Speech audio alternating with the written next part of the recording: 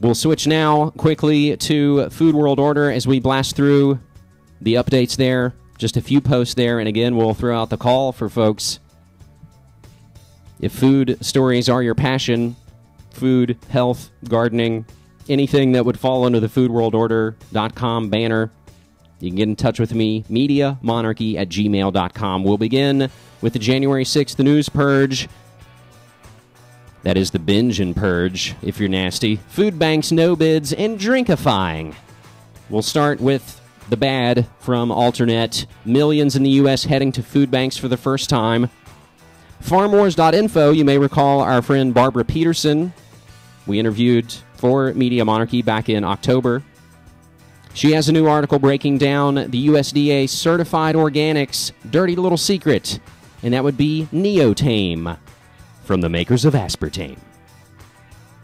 Food supply company employing former head of defense contracting agency wins a $4 billion no-bid contract.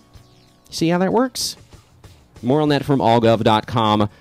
D-Vice getting into Pepsi, putting an end to chewing by drinkifying food.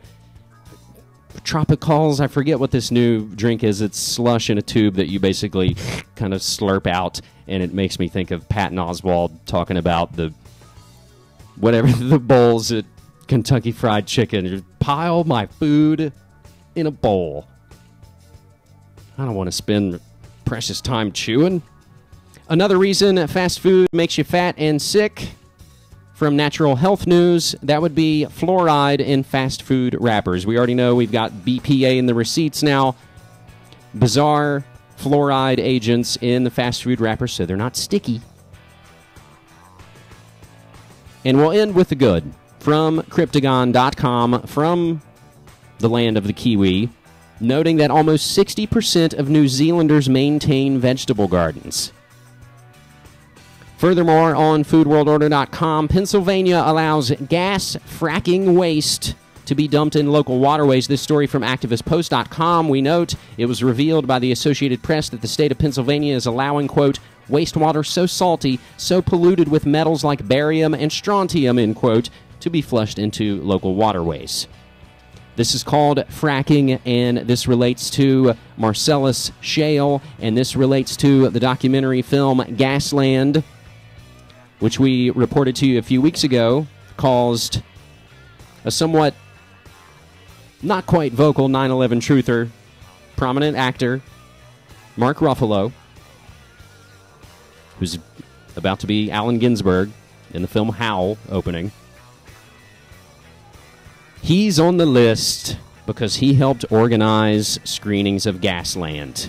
And there's more reports there where we discovered that other companies were contracting out of Pennsylvania. It relates to the Israeli company and all those things we went over several months ago. Animal farms get bigger and bigger. That's from allgov.com. And again, we know that's why things like the food safety bill doesn't address the real problems, because they come from the factory farms. They cause the problems, we get blamed for it. It's like a false flag. Natural News getting into a leaked document. No, not from LikiWeeks. EPA knowingly approved bee-killing pesticide. Colorado beekeeper recently obtained a leaked document revealing that the EPA knows a popular crop pesticide is killing off honeybees, but allowed its continued approval anyway. That would be the EPA that said the air was safe to breathe at Ground Zero. So speaking of Ground Zero, we'll close this hour, and we'll close all our coverage from Media Monarchy and all the other related sites to remind you of the latest episode from a man, Clyde Lewis of GroundZeroMedia.org, dreaming of Indrid Cold and the Mothman Addendum. Going right back to my home state of West Virginia. And what I'll say about Clyde is what I say about all the other fantastic, independent, non-commercial, alternative media outlets we're proud enough to be associated with. If you find the information valuable, if it, not to sound corny, but it can help enrich your life. I would say that about shows that I listen to, about bands that I like, art that I enjoy, films that I love. Does it or does it not enrich your life? And that's the question you have to start asking about things, is, of course, everybody's money is going to get tighter. And we're going to have to keep it local in whatever way that means.